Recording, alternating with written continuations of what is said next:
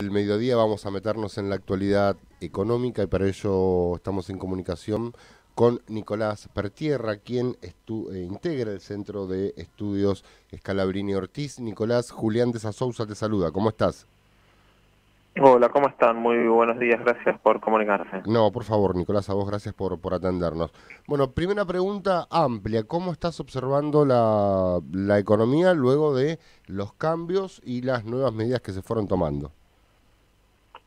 Bueno, me parece que una novedad es que está más alineada con la política y eso me parece que es un punto de partida indispensable, ¿no? Porque me parece que se había abierto o se había desanclado la economía de la política en un sentido que no era muy positivo, ¿no? Las propias discusiones al interior del Frente de Todos obviamente no permitían tener una gestión económica alineada. Y me parece que hubo un nuevo equilibrio político y una nueva gestión que de ahí surge por lo menos una oportunidad. Tampoco Ujú. es una solución mágica, obviamente, pero es una oportunidad. Claro, sí, sin ninguna duda. Esto de la alineación de la política con la economía o viceversa, si querés, es una cuestión fundamental, ¿no? Y totalmente, porque no se pueden tomar decisiones económicas en el vacío, ¿no? Ujú, ujú. Y lo vimos esto tanto con dos, diría, orientaciones muy distintas de la gestión económica durante este gobierno. Que esto tuvo una distancia con la política muy clara.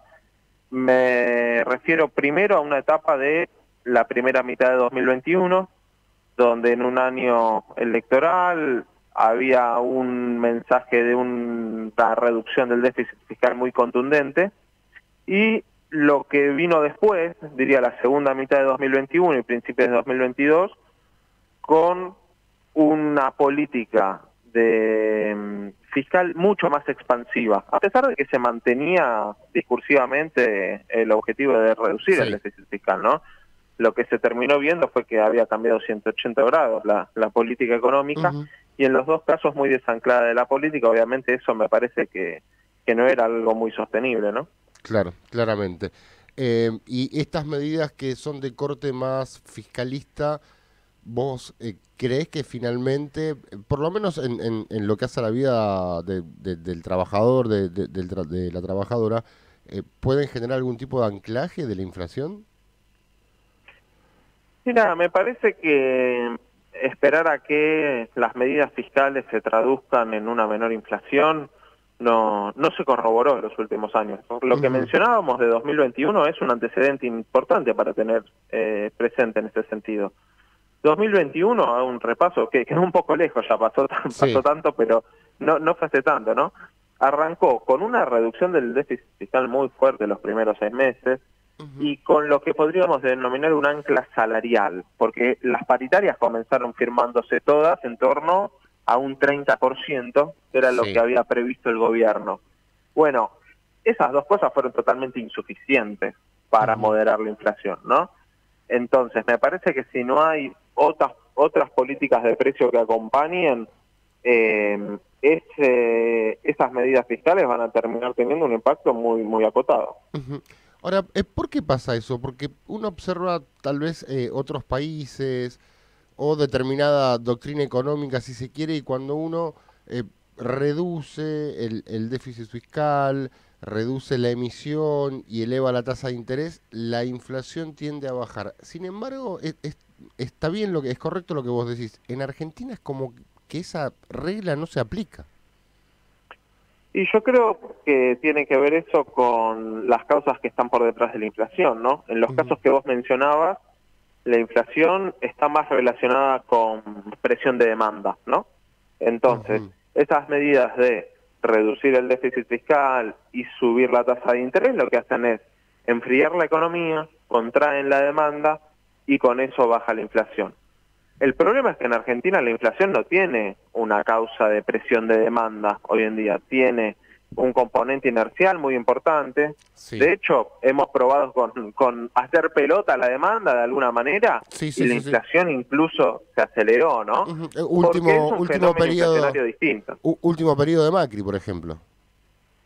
Último periodo de Macri, sí, después en 2021 la inflación también se aceleró sin que necesariamente los ingresos mejoraran considerablemente, ¿no? No es que hubo una mejora del salario real descomunal y que eso presionó la oferta y por eso hubo inflación. Está lejos de ser de esas características la inflación en Argentina, ¿no? Uh-huh. ¿Coincidís con la crítica de la oposición de que el gobierno está llevando adelante un ajuste? Porque por otra parte, algunos economistas dicen, no, a ver, si vos tenés 40% de pobreza, 45% y 60% de inflación, el ajuste ya te lo hizo el mercado. ¿Dónde estamos parados? Sí, me parece que lo que está haciendo el gobierno es obviamente enfrentando una restricción económica, que claramente son políticas que si uno mira y se imagina lo que sería, digamos, las ideas fundamentales del Frente de Todos respecto de la política económica, estas medidas actuales no se corresponden mucho con esa identidad, ¿no? Y esto tiene que ver con que las restricciones económicas se impusieron nuevamente a la ideología política. Le pasó a Macri en 2019 cuando tuvo que poner controles cambiarios y le pasa al gobierno con estas medidas que tiene que aplicar ahora.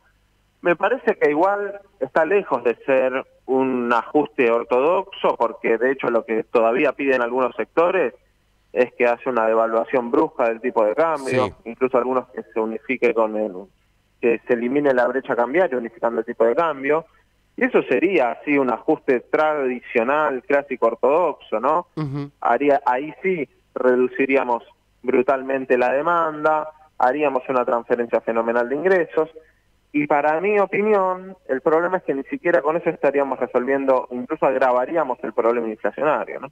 Uh-huh.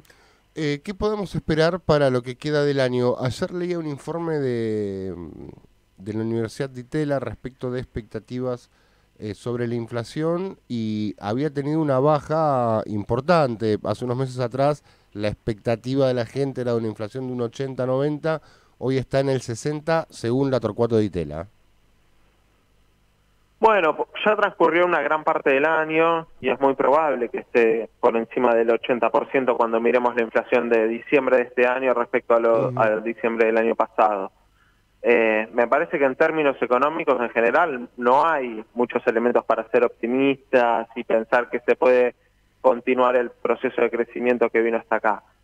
Veremos si se hace con un relativo estancamiento de la actividad económica, que implicaría, bueno, esta salida que intenta el gobierno de fortalecer las reservas sin generar una devaluación brusca, o si se termina imponiendo un ajuste más ortodoxo y tradicional. Yo creo que hay margen para que eso sea evitable, ¿no?